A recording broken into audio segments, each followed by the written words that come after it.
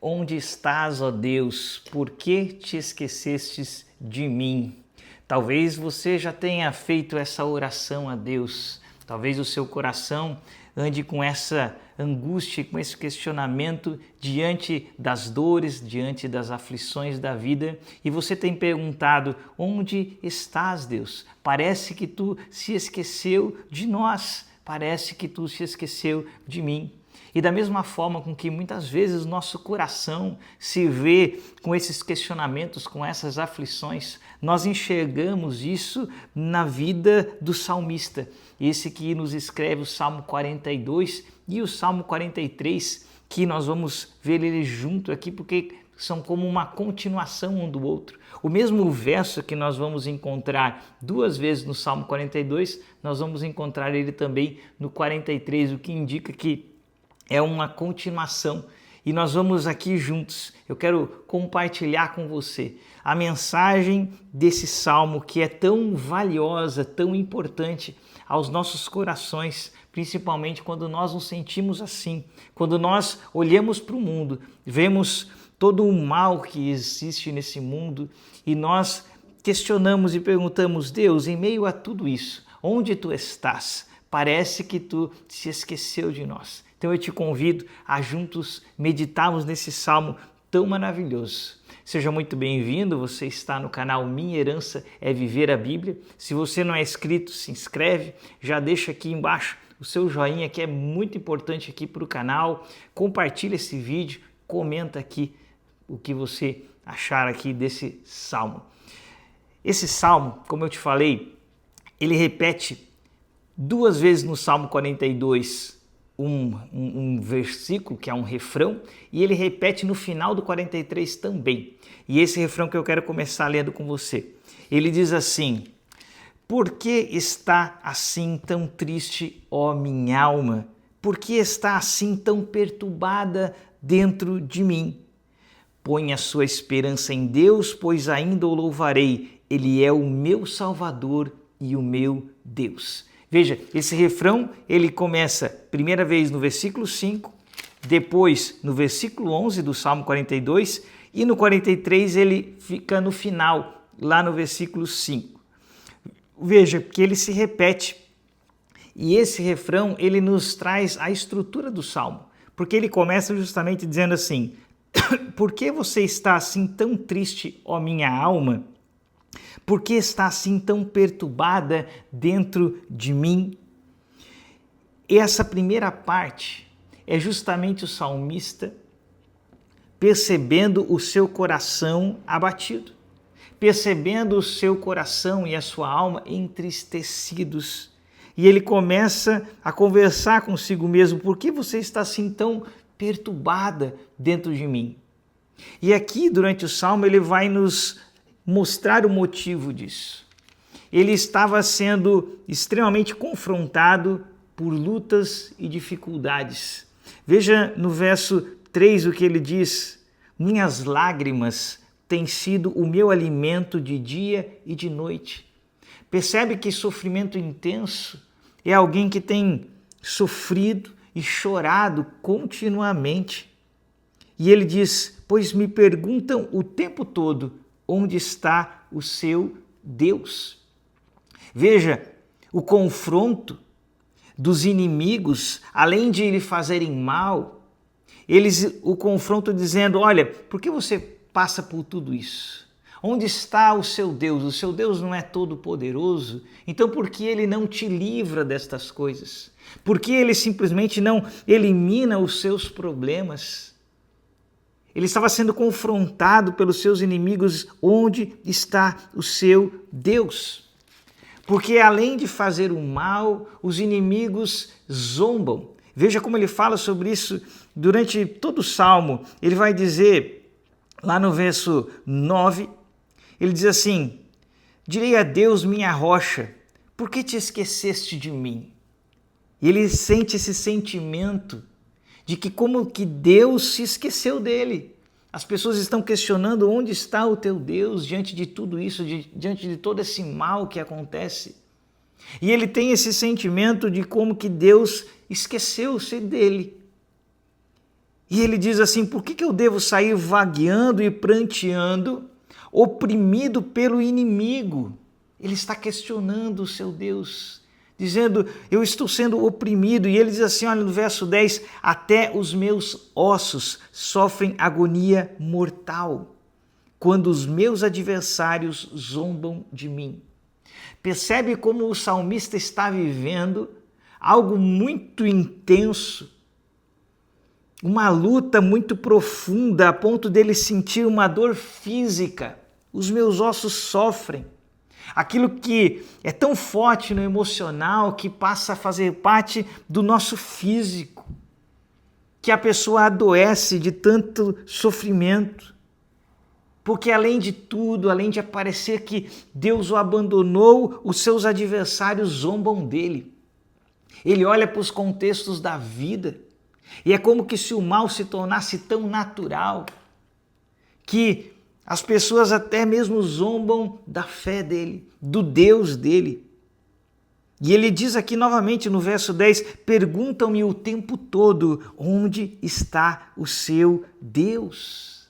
Veja o que ele diz para nós no verso 6, ele diz assim, olha, a minha alma está profundamente triste. Por isso de ti me lembro, desde a terra do Jordão, das alturas do Hermon, desde o monte Mizar. E ele vai dizer assim, olha, no verso 7, abismo chama abismo. Ao rugir das tuas cachoeiras, todas as tuas ondas e vagalhões se abateram sobre mim. Veja, abismo chama abismo, sobre todas as tuas ondas e vagalhões se abateram sobre mim. A percepção dele é como que uma onda atrás de outra onda vem sobre ele. Não sei se você já teve essa experiência no mar, isso é terrível. Eu já passei por isso. Quando a primeira onda simplesmente tirou a prancha debaixo de mim e a dobrou no meio de tanta intensidade e força daquela onda e levou a prancha para longe. E quando eu tentei tirar a cabeça para fora da água, já veio uma outra onda na sequência. Fui para o fundo, aguardei passar a onda e quando levanto novamente, outra onda vem. E na terceira, quarta onda já te bate um desespero, porque você pensa, não vou conseguir. Esse sentimento de desespero é o que vem aqui ao coração do salmista, ele dizendo, é um abismo chamando o outro. É uma dor atrás da outra, é uma decepção com este mundo atrás do outro. É um mal seguindo o outro, são ondas após ondas. E você percebe aqui algo interessante quando ele diz assim, todas as tuas ondas e vagalhões se abateram sobre mim. Percebe que o salmista está se derramando diante de Deus da sua dor, do seu sofrimento, do seu abatimento, mas ele sabe no seu coração que Deus é soberano e que se isso vem sobre ele, ainda assim são as ondas do Senhor. Ainda assim é o Senhor quem permite, porque ele sabe que o seu Deus é soberano. E aqui é o ponto importante que nós vemos nesse verso, que a gente viu que se repete 3 vezes durante esses salmos, porque ele começa com essa parte, por que está assim tão triste a minha alma? Por que está assim tão perturbada dentro de mim? Mas aqui vem o ponto de virada, a chave de virada que é aquilo que a gente precisa ter no nosso coração. Quando na segunda parte do verso ele vai dizer, ele vai falar com sua própria alma, percebe? Ele falando com ele mesmo, ele pregando para ele mesmo, e ele vai dizer, põe a sua esperança em Deus. Pois ainda o louvarei, ele é o meu Salvador e o meu Deus, você percebe? E esse verso se repete. E isso é o que nós precisamos aprender com o salmista. Aprender a viver, porque a dor, o sofrimento, o sentimento de questionamento, de abandono, ele é normal no coração humano. Mas o que nós não podemos é nos conformar com isso. É ficarmos ali com esse sentimento de derrota, abraçarmos esse sentimento de dor, esse sentimento de tristeza e ficarmos ali, não. O cristão tem uma esperança maior e ele mesmo diz, põe a tua esperança em Deus, põe o seu coração em Deus, descansa nele, porque eu ainda o louvarei. Por quê? Porque apesar de tudo isso, eu tenho um Salvador, eu tenho um Deus, embora ele pareça distante, embora pareça que ele se esqueceu de mim. Eu preciso aplicar a palavra ao meu coração.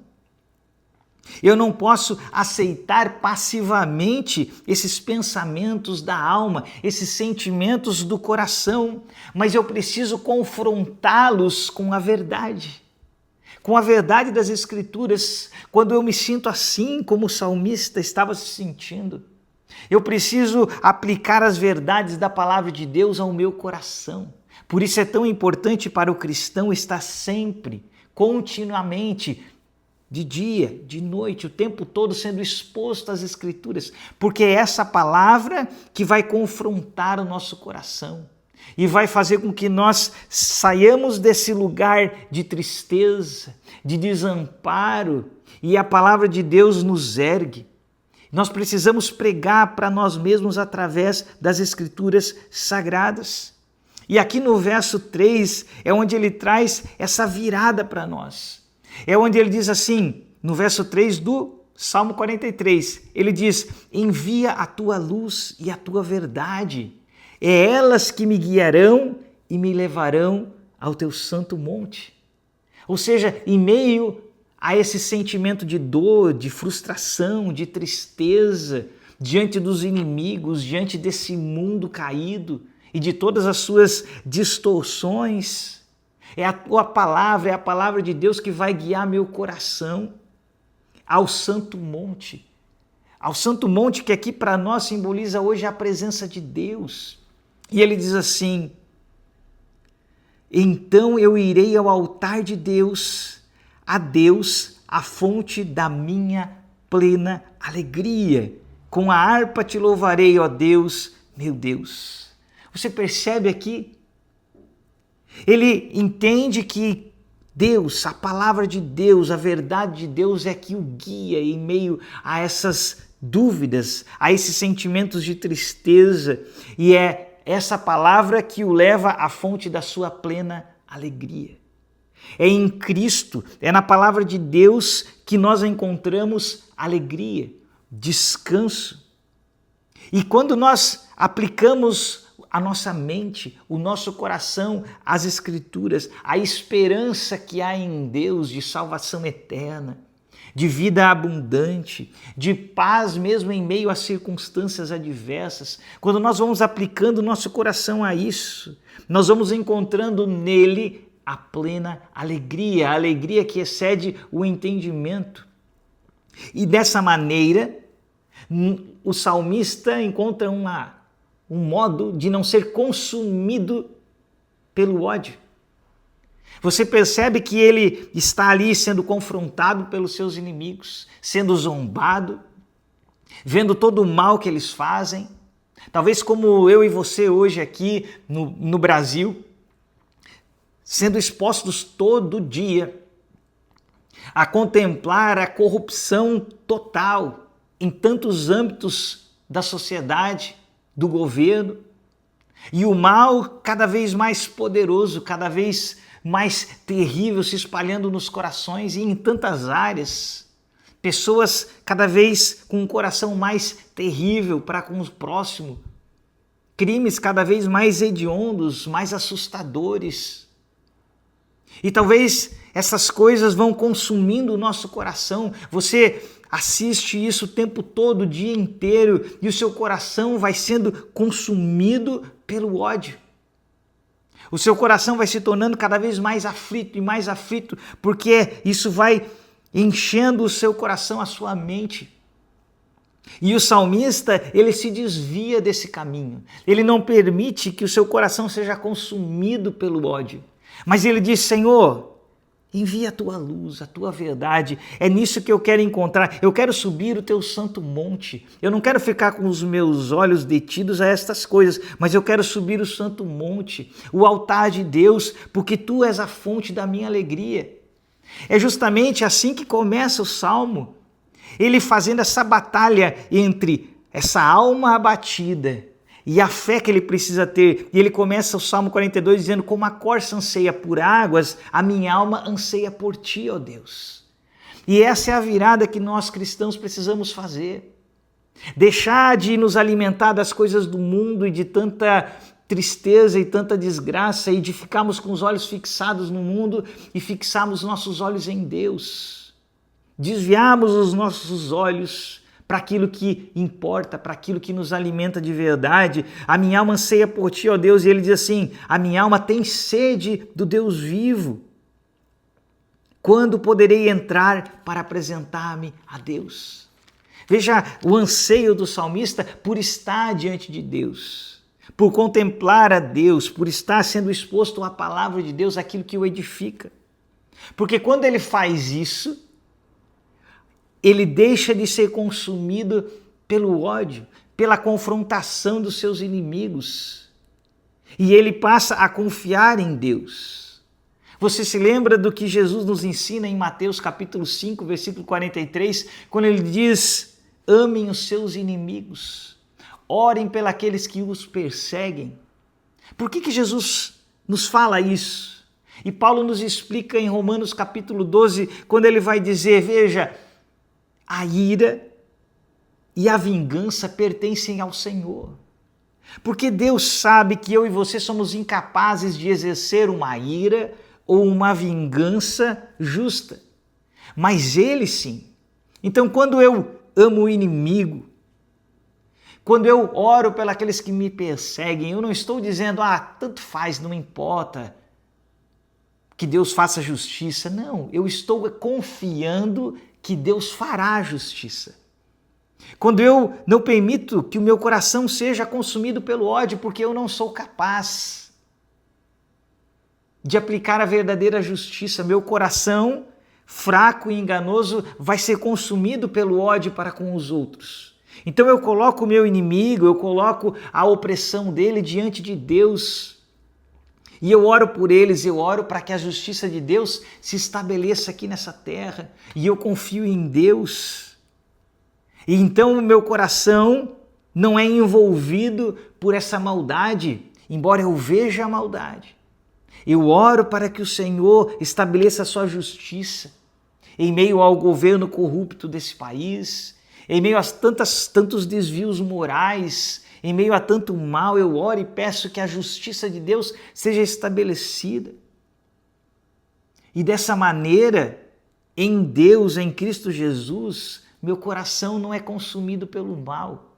A minha alma, embora abatida, ela tem um local onde colocar a sua esperança e saber em todo o tempo que Deus é o Salvador e que Ele é um Deus vivo. E como salmista, saber que tudo está debaixo do seu controle e nisso descansar, e nisso encontrar essa alegria. Como ele vai dizer no Salmo 42, no verso 8, ele diz, concede-me, Senhor, o seu fiel amor de dia, de noite, esteja comigo a tua canção. Você percebe? A gente está vendo aqui alguém que tem uma intimidade com Deus. Durante o dia, ele desfruta do amor de Deus. De noite, ele está com Deus através das canções. E ele diz, é a minha oração ao Deus que me dá vida. E é muito importante eu e você percebemos isso aqui no Salmo. Mesmo com esses questionamentos do seu coração, onde está Deus? Parece que tu se esqueceu de mim. Olha o que ele diz no verso 9 do 42, direi a Deus, minha rocha, por que te esqueceste de mim? Percebe que o questionamento vem, parece que tu se esqueceu de mim, mas antes ele diz, eu vou dizer a Deus, minha rocha. Deus continua sendo a rocha dele, continua sendo o alicerce da vida dele. Continua sendo a esperança, ainda que ele questione, parece que tu se esqueceu de mim. E é dessa maneira que nós cristãos somos chamados a viver com Deus através de Cristo Jesus, através da sua palavra, tendo Ele como nossa rocha em todo o tempo, ansiando por Ele como a coça, anseia por águas, sabendo que destas águas dependem a sua vida, e nós precisamos entender isso, querido. Estamos mergulhados nessa palavra, meditamos nela de dia e de noite, disso depende a nossa vida. Não se engane, se nós não caminharmos abraçados com essa palavra. no caminho da verdade, será muito fácil desse mundo nos enredar, mudar nosso coração, destruir nossa alma. Mas se nós nos apegarmos ao nosso Deus, mesmo em meio às dores, às tribulações, os sofrimentos, o nosso Deus, Ele é o nosso Salvador. E como o salmista diz, ponha sua esperança em Deus, querido. Ponha sua esperança nele, pois ainda o louvaremos, porque Ele é o nosso Salvador, Ele é o nosso Deus. Creia nisso, medite nesse Salmo 42 e 43, leia ele várias vezes, permita que essa palavra entre cada vez mais no seu coração e saiba, o Senhor Deus é conosco. Mesmo em tempos de luta, mesmo em tempos de dificuldade, Deus continua sendo soberano e todo-poderoso. Que o Senhor te abençoe, que o Senhor te guarde e até o nosso próximo vídeo.